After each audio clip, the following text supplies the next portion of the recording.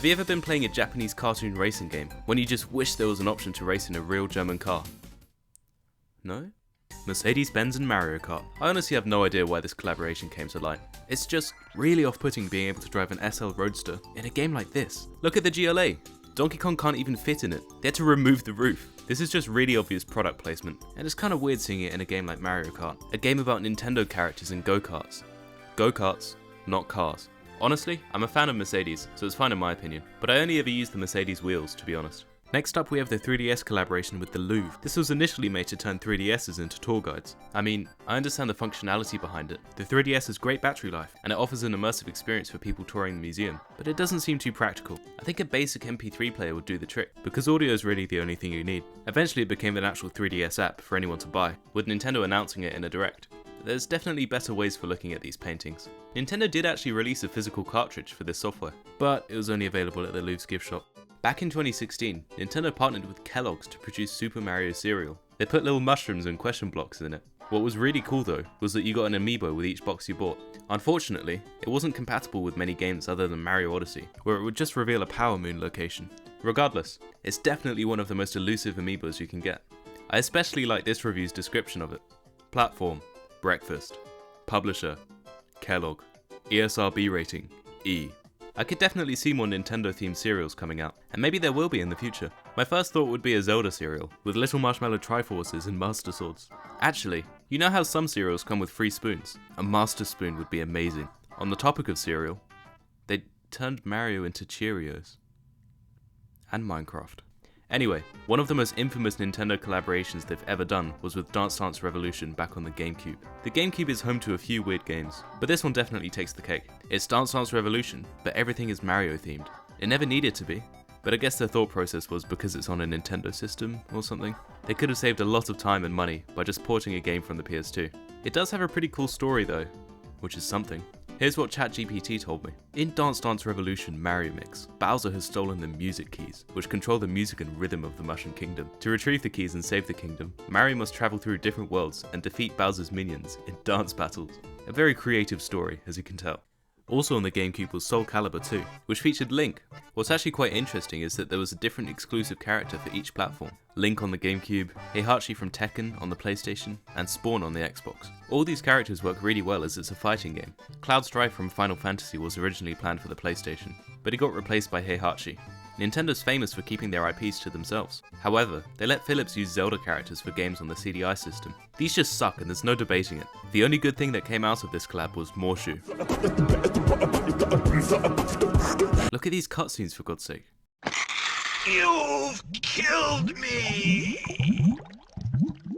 Good. This crystal makes the shield reflect, cursing the cursor with twice the curse. It is written, only Link can defeat Ganon. It is written. That's a fish. Also, they say only Link can defeat Ganon, and then Zelda defeats him. I like this scene where the guy says, "You can't kill me," and then dies. Sometimes, Nintendo likes to collab with themselves. For example, in Bayonetta, you could use Nintendo-themed costumes like this monstrosity, or maybe this one, or perhaps even this.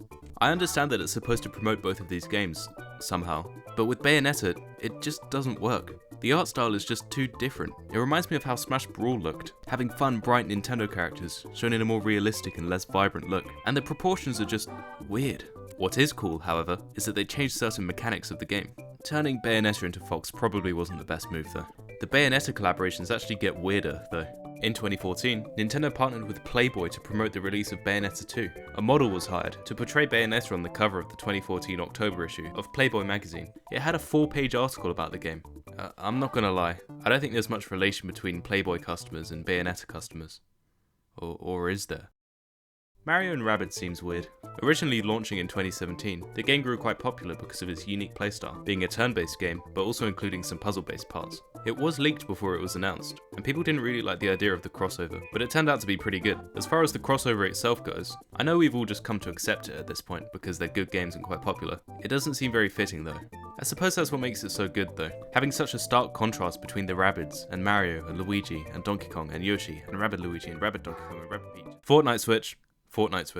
They really turned Fortnite into a Switch. Unique colours are cool. It's just a bit peculiar considering the fact that Nintendo doesn't do too many special edition Switches with other companies, at least in comparison to their first party special editions. In 2014, there was a special event in Google Maps for Pokemon, where you could capture Pokemon scattered around the actual maps, so basically Pokemon Go. Unfortunately though, it was only for April Fool's Day. It's kinda sad that they never continued that partnership. It would have been cool. A longer lasting Pokemon collaboration was with the Japanese Postal Service. 80,000 Pokemon themed stamps were made and could actually be used for posting things, although I bet they were mostly kept and collected by people. This was only ever done in Japan, because the artwork was specifically done for Japanese stamps. Still cool though. Another weird Pokemon collaboration was with Tekken when they created Pokken Tournament for Japanese arcades in the Wii U. First of all, you could barely tell that it's a collaboration with Tekken, other than the name and the fact that it's a 2D fighting game. But even then, the game focuses more on action compared to Tekken's more technical gameplay. It's still neat, but if you want Pokemon fighting against Tekken characters, you'll need to play Smash Bros. Ultimate. All the way back in the N64 days, Mario was featured in a milk commercial, for some reason, probably to sell milk. It featured Mario coming to life like in Toy Story, but rather than going on an adventure, he heads straight to the fridge and chugs a whole bottle of milk. He then returns to his game, much larger, and the caption of the advertisement is, "Wanna grow? and explaining that The calcium in milk helps bones grow." Sure, I want to grow, but what's that got to do with Mario? This is not canonically correct. Mario eats mushrooms to grow. It's quite weird, but not as weird as one of Nintendo's most recent collaborations, which they had the audacity to announce in a direct. These shoes were announced in a Mario movie direct in order to promote the film, and I question how effective it was. They're weird and cool, but the fact that you can't buy them kinda sucks, and they were only on display in New York. It definitely threw me off guard when they announced these. This one isn't an official collab, but there are some certain costumes that you can get in Terraria that look awfully familiar. Costumes like the Hero set and the Plumber's set. On top of this, there's a late game item called the Celestial Starboard, which you can only get after defeating the final boss. It allows you to fly around and hover. It's not Kirby's Warp Star, no, it has a different name, see? These were made as a nod to Nintendo and their games, obviously. I'm sure the developers were inspired by Nintendo's ability to make such great games.